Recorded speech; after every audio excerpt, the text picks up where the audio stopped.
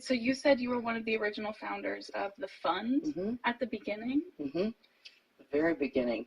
And basically, we started out at 7 or 8 of us meeting around friends' kitchen tables or dining room tables and really just thinking what we would like to do and what it would be like. And then we expanded our number to 15, and then we had our first meeting as a board and founded our own mission and what we wanted to do. I have 3 sons.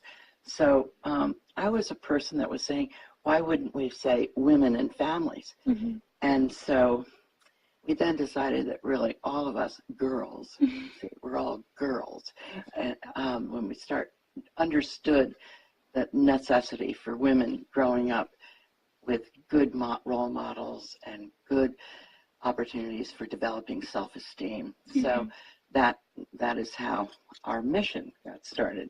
The other part of our mission was to really develop an understanding of teaching women to be philanthropists. You don't have to be a wealthy person to be a philanthropist. My now 13-year-old granddaughter is a very good philanthropist. She can raise money like that, and for causes or things that she's interested in. It was easy for all of us to just come into something that was already an established organization, but it's so interesting to hear about how it actually came to be, because, I mean, obviously things have to get started for them to exist. Did you grow up in Chester County? Is that why you decided to join the Chester County Fund for Women and Girls, or to found it here? No, I was not. I was brought up in Connecticut. Oh, wow.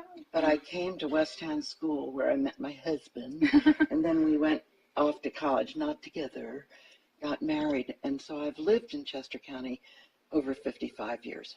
Wow, that's very impressive. It's a great place to raise families and a great place to live. Tell me about what attracted you to the Fund for Women and Girls. GAB group. First of all, I'm one of 3 sisters. I have a twin and then a younger sister. So it's my dad and my mom and the 3 of us. So I always grew up with my parents telling us, you know, you can do anything, you can work for this, you can do whatever you set your mind to, better or as good as anyone else can. So in school and outside of school, I volunteered, and I heard about the Chester County Fund for Women and Girls. A family friend had actually, their organization had applied for a grant from GAB. So she knew about it, and she told me about it, and I read the website and read about everything that GAB does and that the fund does. And it just sounded so interesting, especially the advocacy. And in a world where a lot of people kind of deny or ignore the fact that still a lot of women and girls don't have the same rights, or it's not as easy for them to do certain things, or the paths aren't carved for them. I think that the existence of something like this is so important, and so we're really lucky to have it here in Chester County. That's great. Yes, I wanted to be a part of it. I remember when GAB was founded, how excited we were to be able to really pass down the legacy and watch you all grow. I think we've acted as a great example to other women's funds and organizations that realize that this is a terrific thing to teach young women about.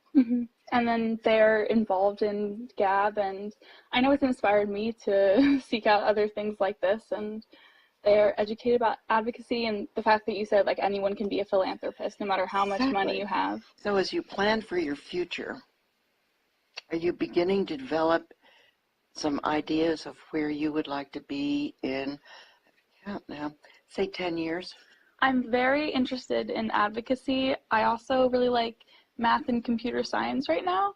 Excellent. So if I could figure out a way to combine them, that would be probably my dream. And I might want to study cognitive science in college, which is like the combination of psychology and linguistics and computer science. So I'll just have to see where that takes me. So I don't know about 10 years in the future. But that's You like might my be general still direction. studying. I might be. And in these times of turmoil, I've spent a lot of today, after a big meeting this morning, being very inspired about young people all over the country walking out of schools. Yep, we do that at our school. Yeah. And it's pretty significant step. Mm-hmm. And I think a lot of us older folks are saying, sorry, we thought we had things going in the right direction. Now you have to turn it around. But we're going to be there to help you. So it's a very exciting time that you have. Yep, there's lots of work to do, though.